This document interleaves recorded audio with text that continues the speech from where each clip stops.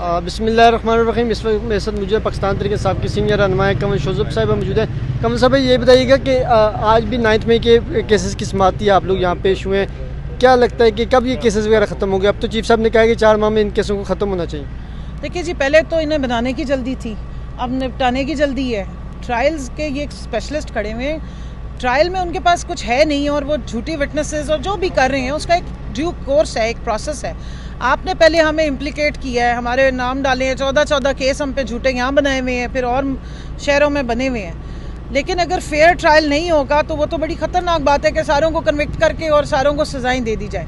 तो मैं समझती हूँ कि ठीक है, फैसले में उन्होंने बहुत सारी चीज़ें अच्छी भी लिखी हैं और ये भी कहा है कि एक ही तरह के केसेस में जो बहुत ज़्यादा लोगों को इम्प्लिकेट किया गया है वो ख़त्म किया जाए। लेकिन बहरहाल ये तो जो अंदर ट्रायल देख रहे थे, जिस स्पीड से वो ट्रायल्स को चला रहे हैं, ये वन साइडेड जो है ना ट्रायल्स नहीं होने चाहिए, इंसाफ होता हुआ नज़र आना चाहिए। वैसे भी 15 फरवरी के बाद से तो अडियाला में एक्सेस ही ख़त्म की हुई है।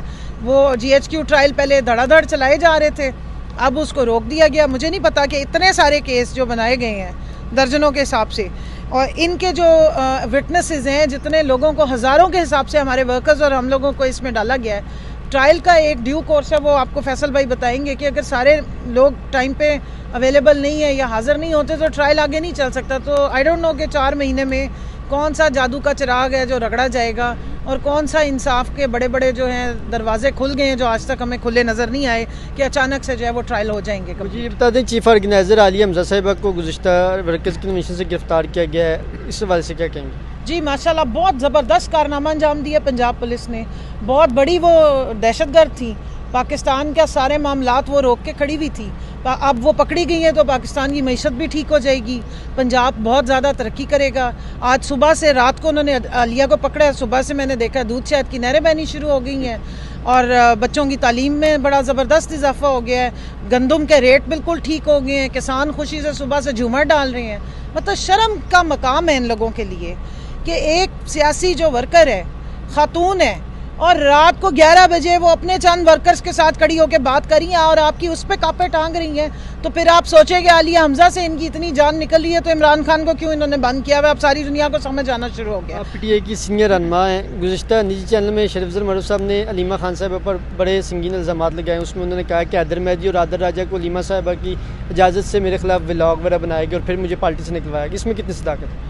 देखिए, मरवत साहब इल्ज़ामात लगाने में बहुत चैम्पियन हुए हैं आजकल। उनको ना माजरत के साथ ख़बरों में रहने के लिए कोई ना कोई कंट्रोवर्सी की ज़रूरत होती है। कभी वो ख़वातीन पे इल्ज़ाम लगा देते हैं, कभी मखसूस नशिस्तों में जो नाम डले हैं उन पे इल्ज़ाम लगा देते हैं, कभी वो बुशरा बीबी के ऊपर अटैक कर देते हैं, कभी वो खान साहब के बारे में बात शुरू कर देते हैं। तो अब वो क्या कहते हैं कि बदनाम ना होंगे तो क्या नाम ना होगा। अब हाथ ना पिया थू कौड़ी वाली बात है। जब अल्लाह ने मौका दिया होता है इंसान को और जब उसको इज़्ज़त मिल जाती है तो उसको ज़रा तरीके से संभाल के चलना चाहिए। वो टाइम उन्होंने मिस कर दिया है। अब मेरा ख्याल है कि सांप निकल गया, वो लकीर पीट रहे हैं। मुझे तो नहीं लगता कि उनके इन इल्ज़ामात को कोई सीरियस भी लेता है। अब तो हमें फ़र्क ही नहीं पड़ता कि वो क्या कह रही हैं। मुझे लास्ट में ये बता दें कि अलीमा खान साहबा के पास कोर्ट के आर्डर भी मौजूद थे, उसके बावजूद आप 2-3 किलोमीटर हम खुद वहाँ कवर करते रहते हैं, रोक दिया जाता है, ट्रक लगा दिए जाते हैं, आगे उनको जाने नहीं दिया जाता, हालांकि हाई कोर्ट्स के आर्डर भी होते हैं। तो क्या वजह है कि हाई कोर्ट के आर्डर्स की अब कोई वैल्यू नहीं रही, क्या उस पर अमल दरामद नहीं होती इंतजामिया? जी, मुझे लगता है कि अडियाला जो है ना वो इलाका गैर डिक्लेयर हो गया है। वो पाकिस्तान का ना उस पर आइन रह गया ना कानून रह गया है। और कोर्ट्स को जो है ना ये सोचने की उनके लिए ये बाइस से तशवीश होना चाहिए। अलीमा खान तो चलो 3 हफ्ते से मिली नहीं है या जो भी उनके साथ सलूक करें वो तो काबिल मज़म्मत है, लेकिन ये बहुत बड़ी अलार्मिंग सिचुएशन है हमारे कोर्ट्स के लिए। ये ऑनरेबल जजेस को समझने की ज़रूरत है कि उनका एक तरफा जो फैसले हैं वो क्या सिर्फ PTI की जब पॉलिटिकल टारगेटिंग हो, उनको सज़ाएँ हो तो चलो फिर तो ठीक है।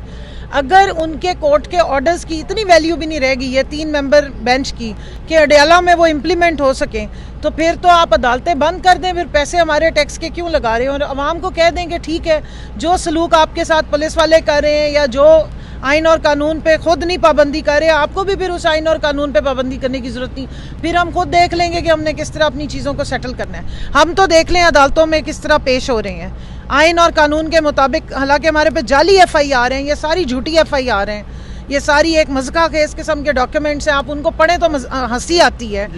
तो हैट्स ऑफ टू देम कि ये सारा दिन यहाँ पर सिर दे के और हमारे लिए ये 2-2 सालों से कंटेस्ट कर रहे हैं, लेकिन हम फिर भी हाजिर होते हैं और कोर्ट का एहतराम करते हैं। हमारे ऊपर जो सख्ती हैं वो सारी ठीक है, लेकिन जहाँ हमारे कोई और ऑर्डर्स आए तो फिर वो बाकी जो हुकूमत है या अडियाला की जो मशीनरी है या जो भी वहाँ मखलूक बैठी हुई है उनके लिए वो कोई कोर्ट के ऑर्डर्स मैटर ही नहीं करते। तो इस तरीके से मैं बता रही हूँ कि ये ज़्यादा देर इस तरीके से आप चीज़ों को चला नहीं पाएंगे।